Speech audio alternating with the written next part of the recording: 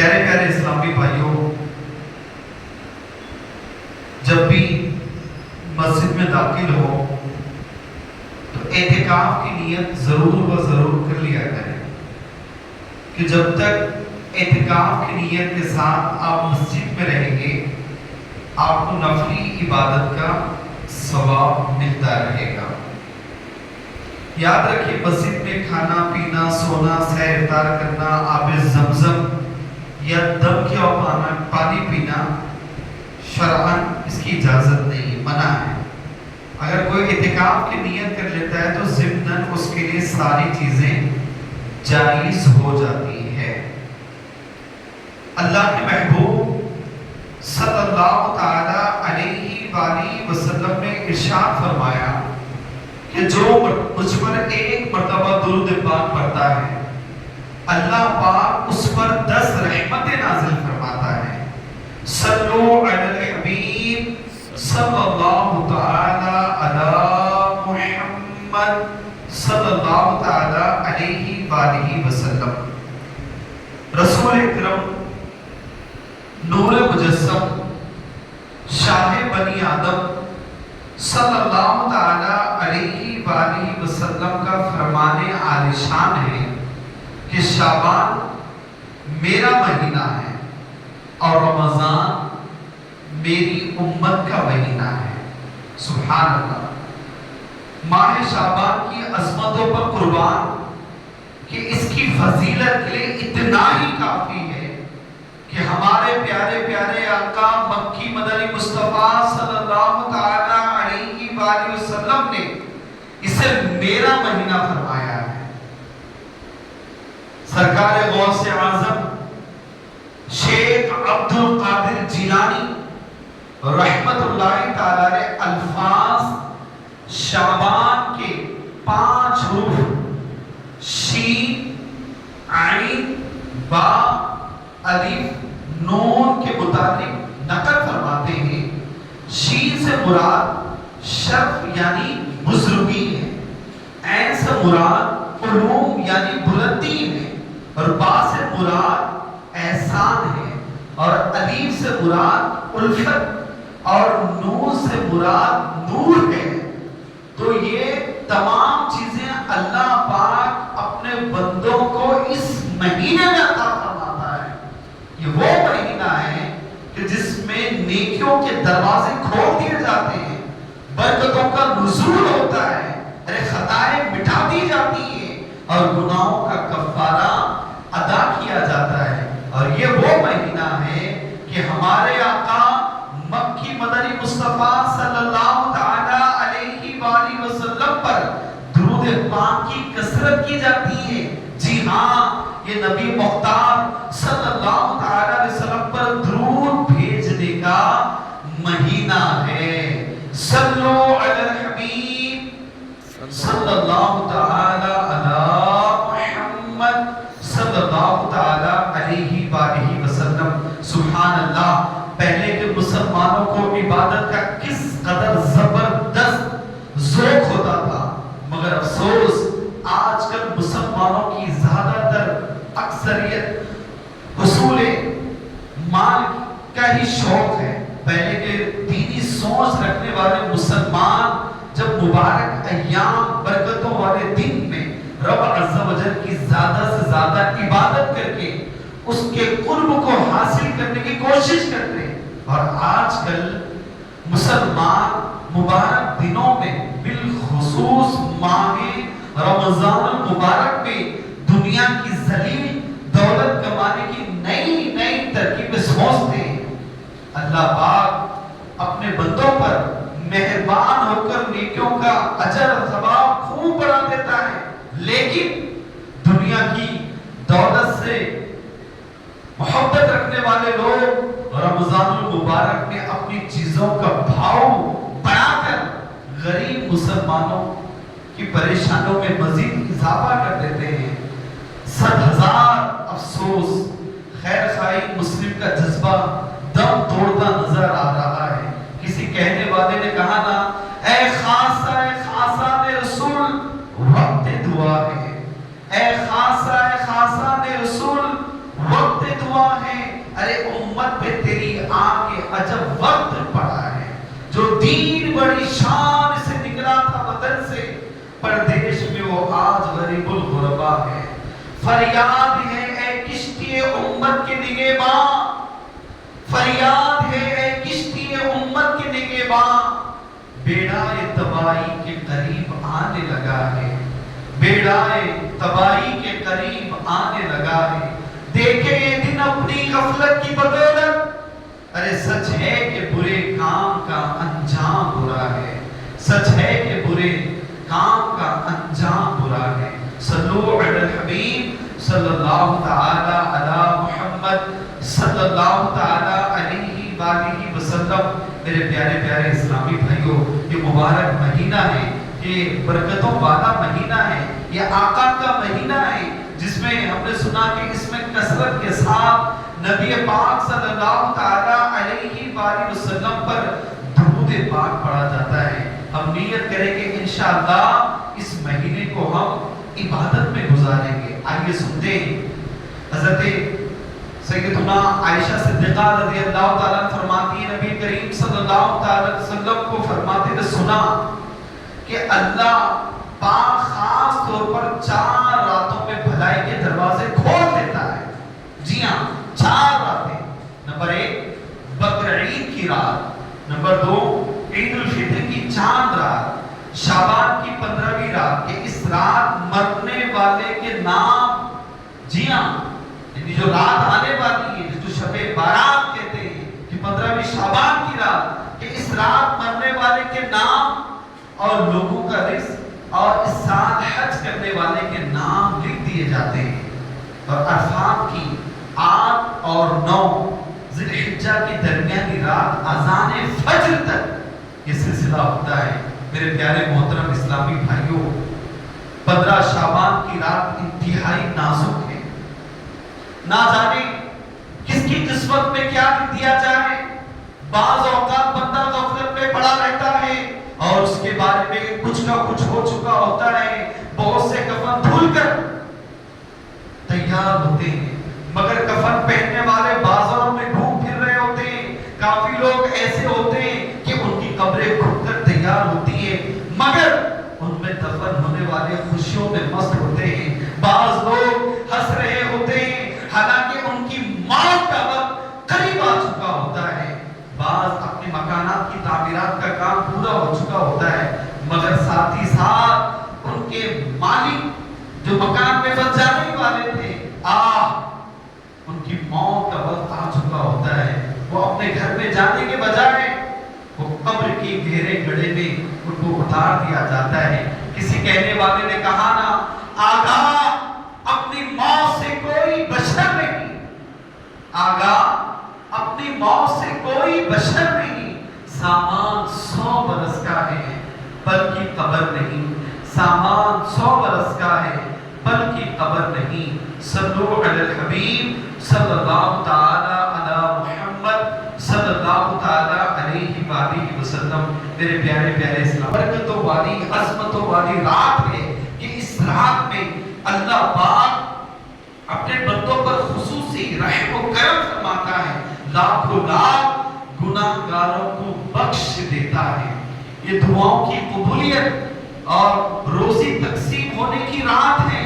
اس رات رزق میں برکت کے لیے جو دعا مانگی جائے اس کو اللہ پاک قبول فرماتا ہے۔ سنیے، حدیث پاک میں آتا ہے، ہمارے آقا صلی اللہ تعالی علیہ وآلہ وسلم نے 15 شعبان کی رات یعنی شب بارات کو ایک فرمایا کہ ایک پکارنے والا پکارتا ہے کوئی مغفرت چاہنے والا کہ اس کی مغفرت کی جائے، ہے کوئی دعا مانگنے والا کہ اس کی دعا پوری کی جائے۔ بس بدکار عورت، مشرک کے علاوہ جو بندہ جو بھی حاجت طلب کرتا ہے، مانگتا ہے، اس کی حاجت پوری کی جاتی ہے، اس کی دعائیں پوری کی جاتی ہے۔ اگر وہ مغفرت مانگے تو مغفرت سے نوازا جاتا ہے۔ امام فخر الدین رازی رحمت اللہ تعالی علیہ تفسیر کبیر میں فرماتے ہیں، شب بارات کی 5 خصوصیات ہیں۔ کتنی؟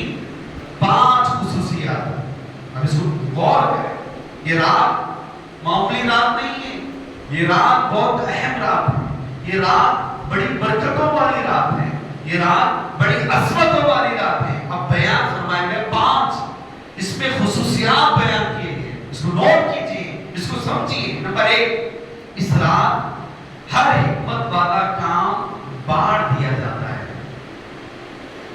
مثلا آئندہ سال اسے کتنی روزی دی جائے گی، کون خوش نصیب حج کرے گا، کون مرے گا، کون زندہ رہے گا وغیرہ سب کچھ فرشتوں کو بتا کر اس کام پر ان کی ڈیوٹی لگا دی جاتی ہے۔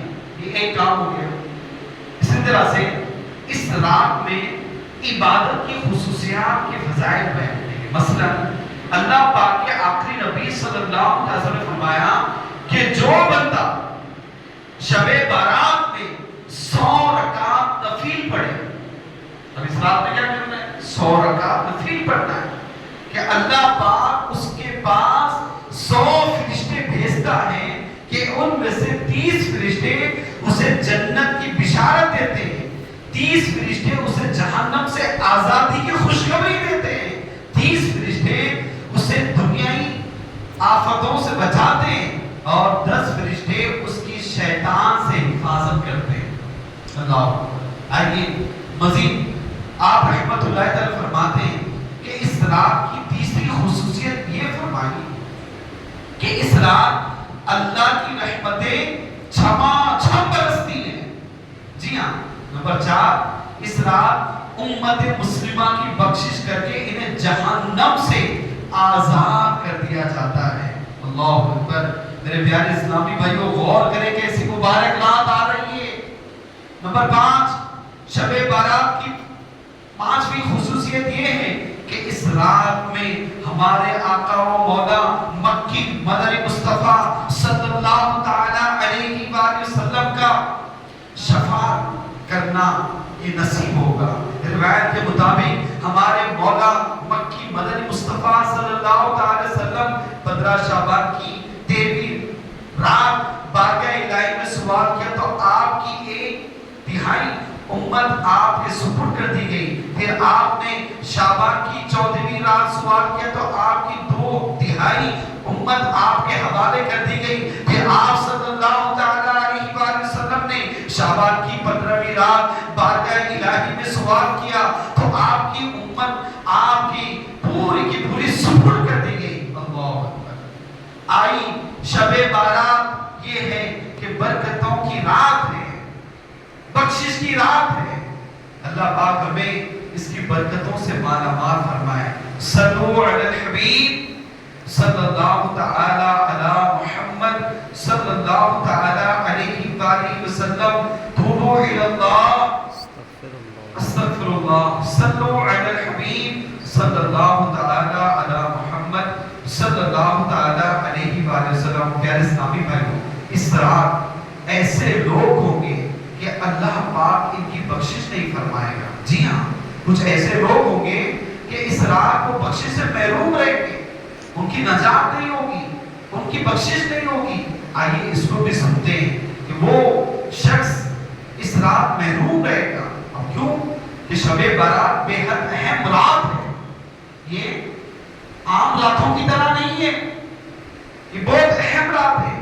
کسی صورت سے بھی اسے غفلت میں نہ گزارے۔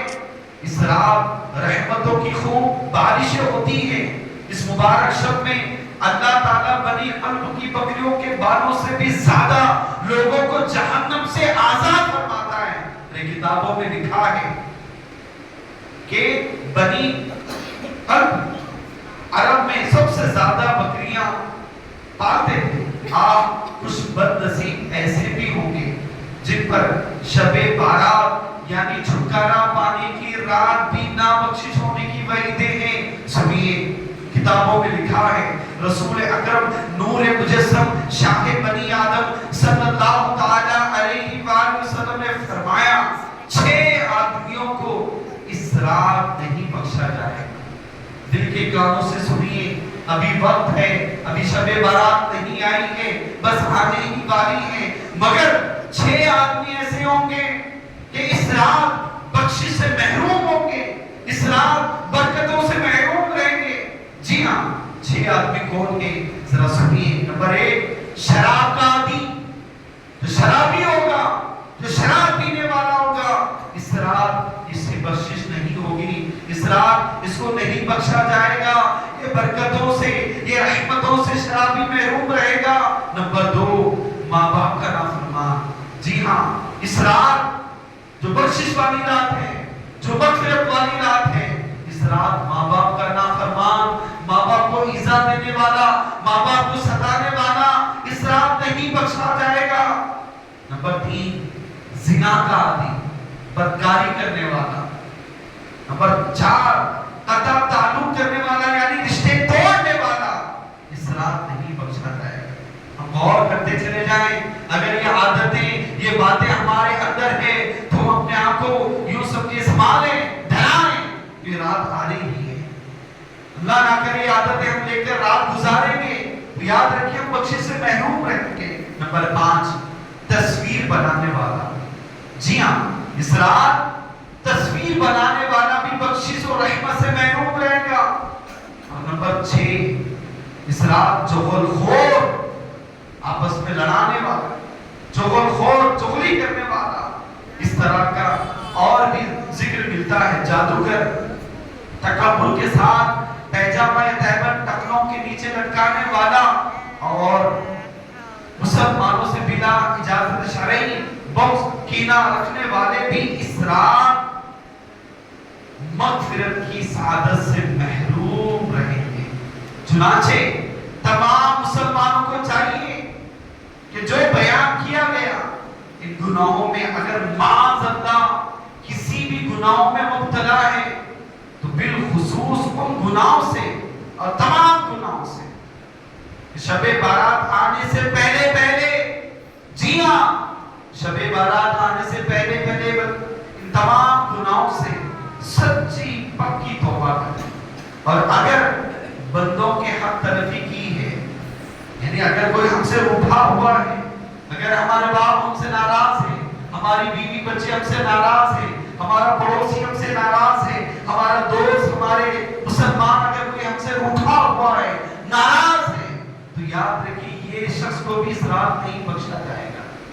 تو اب دیکھ لیں، غور کر لیں کہ اگر کوئی مسلمان مجھ سے ناراض ہے تو ابھی وقت ہے اس کو راضی کرنے کی، اس کے پاس بیٹھے، اسے معافی تلافی کا سلسلہ رکھیں۔ یاد رکھیے اگر کوئی مسلمان ناراض ہے اور اس رات آپ بخشش کے امیدوار ہیں تو یاد رکھیے نہیں ہو، آپ بخشش سے محروم رہیں گے، آپ مغفرت سے محروم رہیں گے، کیونکہ بیان کیا گیا کہ اس رات مسلمانوں کی دل آزاری کرنے والے لوگ بھی بخشش سے محروم رہیں۔ گناہ یہ بہت خطرناک بیماری ہے، گناہ بہت ساری بیماریاں لے کر آتا ہے۔ پیارے اسلامی بھائیوں، ہمیں گناہوں سے بچنا ہے، کہ رات مبارک رات ہے، اس میں توبہ کرنا ہے، اللہ سے معافی مانگنی ہے، اگر بندوں کے حق تلفی کیے تو ان سے بھی معافی مانگنی ہے، تب ہم سے ہمارا رب راضی ہوگا۔ اس طرح بہت ساری کتابوں میں عبرت والے واقعات بھی لکھے ہیں۔ سنیے کہ ایک بار اللہ پاک کے پیارے نبی حضرت عیسیٰ علیہ نبینا علیہ الصلوۃ والسلام کا ایک پہاڑ پر گزر ہوا، آپ نے دیکھا وہاں ایک شہر، اللہ نے اس شہر کو بے شمار نعمتوں سے نوازا ہے، اطاعت و فرما برداری کرتے ہوئے خوشحال زندگی گزار رہے ہیں۔ ان شہر والوں نے جب اللہ پاک کے نبی عیسیٰ کو دیکھا تو آپ کی انتہائی تعظیم کی اور بہت احترام سے پیش آئے۔ 3 سال کے بعد حضرت عیسیٰ علیہ نبینا علیہ السلام کا دوبارہ اسی جگہ سے گزر ہوا تو آپ یہ دیکھ کر حیران رہے گے کہ شہر کے باغات، مکانات اجڑ گئے، نہریں چشمے خشک ہو گئے، اب وہاں نہ پھل ہے نہ پھول ہے، نہ جانور، نہ کوئی آدمی وہاں رہتا ہے۔ ایسے خوشحال شہر کا ایسا اجڑا ہوا حال، اللہ اکبر۔ حضرت عیسیٰ نے اللہ کی بارگاہ میں عرض کیا، اے اللہ، اس شہر کے لوگ کس مصیبت میں گرفتار ہیں؟ ان کے درخت، چشمے اور عمارتیں برباد کا سبب کیا ہے؟ ان کو کیسی نظر لگی یا کس نے ان پر جادو کیا؟ کسی نے ان سے دشمنی کی یا اطاعت و فرما برداری دینے میں چھوڑ دی، کس چیز کی سزا مل رہی ہے؟ حضرت عیسیٰ علیہ السلام کی اس عرض پر حضرت جبریل امین علیہ السلام حاضر خدمت ہوئے، عرض کیا اے اللہ کے نبی علیہ السلام، اس شہر کو نہ تو بری نظر لگی، نہ انہوں نے اللہ کی اطاعت چھوڑی، نہ ہی ان پر جادو کیا گیا، ان کی بربادی کا اصل سبب یہ ہے، توجہ سے سنیے، کہا ان کی بربادی کا اصل سبب یہ ہے کہ یہ ایک روز اس شہر سے ایک بے نمازی کا گزر ہوا۔ کہتے ہیں جبریل عیسیٰ علیہ السلام کی بارگاہ میں، عیسیٰ نہ ان کو بدوا کی گئی، نہ کوئی جادو کیا گیا، بلکہ ایک وقت اس شہر میں ایک بے نمازی کا گزر ہوا، اور اس بے نمازی کے گزر کے سبب اللہ تعالیٰ نے اس شہر سے تمام نعمتیں اٹھا لی۔ اللہ، میرے پیارے محترم اسلامی بھائیوں، غور کریں کہ ایک بے نمازی کی نوست کہ وہاں سے اس کا گزرنا، وہاں سے اس کا چہرے کا دھونا، کہا جاتا ہے کہ بس یہ جہاں سے گزرتا جاتا وہاں سے رونقیں برکتیں ختم ہو جاتی۔ غور کریں کہ ایک نمازی کا اس شہر سے گزرنا جہاں اللہ کی نعمتیں ہیں، وہ باغات ہیں، وہاں پھول پھل ہے، بے نمازی گزرتا تو پھل و پھول ختم ہو جا رہے ہیں، وہاں کی رونقیں ختم ہو گئی۔ اب عیسیٰ علیہ السلام حیران ہو گئے، کہا کہ پیارے سے کوئی بے نمازی کی نوست ہے، ایک بے نمازی جہاں رکتا ہے، ٹھہرتا ہے، گزرتا ہے، وہاں گویا کہ نوستیں لاتا ہے۔ کتنا شہر جہاں خوبصورتی تھی، جہاں برکتیں تھی، بس اس بے نمازی کے رہنے، وہاں سے گزرنے کی نوست کی برکت دیکھیں آپ۔ اب ہم غور کریں، جائزہ لیں کہ جو بے نمازی جس گھر میں پلتے ہوں گے، جو بے نمازی گھروں میں رہتے ہوں گے، ارے ان کی نوستوں کا کیا عالم ہوگا۔ پیارے سبھی یاد رکھیے، نماز ترک کرنا، نماز چھوڑنا، یہ بہت بڑا گناہ ہے، اور آج ہمارے نزدیک اس کی کوئی اہمیت نہیں ہے۔ جی ہاں، آج کوئی نماز ترک کرتا ہے، چھوڑتا تو بڑا گناہ نہیں سمجھا جاتا ہے۔ اور غور کریں اس واقعے سے، اس واقعے پر ذرا جائزہ لے آؤ کہ عیسیٰ علیہ السلام کہ سمجھ رہے ہیں کہ یہاں پر اللہ کی اطاعت و فرمانبرداری چھوڑ دی گئی ہے، ہو سکتا ہے کہ جادو کیا گیا ہوگا، اور آپ نے کہا نہیں، یہاں ایک بے نمازی گزرا تھا۔ تو پیارے سے آج ہم پر مصیبتیں آ رہی ہیں، آج ہم شکوے شکایتیں کر رہے ہیں، آج ہم تندرستی کا رونا رو رہے ہیں، آج ہم پریشانی کا رونا رو رہے ہیں۔ ہم غور کریں، یہ سب اپنے ہاتھوں کے کرتوت ہیں۔ کسی نے کہا نہ دیکھے دن اپنی غفلت کی بدولت، ارے سچ ہے کہ برے کام کا انجام برا ہے۔ میرے پیارے محترم اسلامی بھائیوں، ایک بے نمازی کے چہرے سے نکلنے والی پانی کی ایسی نوست ظاہر ہوئی تو چشمے ختم ہو گئے۔ آج تو حال یہ کہ شاید ہر گھر میں بے نمازی ہوتے ہوں گے، بہت کم ایسے گھرانے جب پورا کا پورا گھرانہ نمازیں پڑھتا ہوگا۔ اب ذہن میں سوال ہوتا ہے کہ آج تو گھر گھر میں بے نمازی موجود ہے، آخر آج گھروں، شہروں، محلوں میں کیوں نہیں برکتیں؟ اس کا جواب یہ ہے کہ اگر ہم غور کریں گے تو بے نمازیوں کی نوست گھروں میں موجود ہے۔ جی ہاں، گھر گھر اجڑ چکے ہیں، بے برکتی ہمارے گھروں میں۔ اللہ اکبر۔ پیارے اسلامی بھائیوں، مسلمانوں کی پیاری امی جان ام سلمہ رضی اللہ تعالی عنہا فرماتی ہیں، رسول اللہ صلی اللہ علیہ وسلم نے فرمایا، نیک لوگ ہو یا رسول اللہ، اگر اس قوم میں زمین پر نیک لوگ ہیں تو فرمایا ہاں، نیک لوگوں پر بھی برائی کے وبال کی لپیٹ آ جاتی ہے۔ مثلا گناہوں کے سبب سیلاب آئے تو نیک لوگ بھی اس سیلاب میں مبتلا کر لیے جاتے ہیں۔ اللہ میرے پیارے محترم اسلامی بھائیوں، گناہ چھوٹا ہو یا بڑا ہو، آخر گناہ ہے۔ جب کوئی گناہ یا نافرمانی معاشرے میں پھیلتی ہے تو اس کی نحوست بھی پھیلتی چلی جاتی ہے۔ اس لیے ہمیں چاہیے کہ خود بھی گناہوں سے بچائے اور دوسروں کو بچانے کی بہت بھیانک ہوتی ہے۔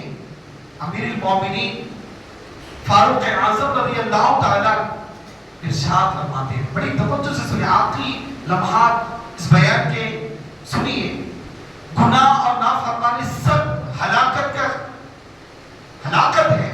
مسلمانوں کے دوسرے خلیفہ فاروق اعظم رضی اللہ عنہ فرماتے ہیں، گناہ اگرچہ ایک ہو اپنے ساتھ 10 برائیاں لے کر آتا ہے۔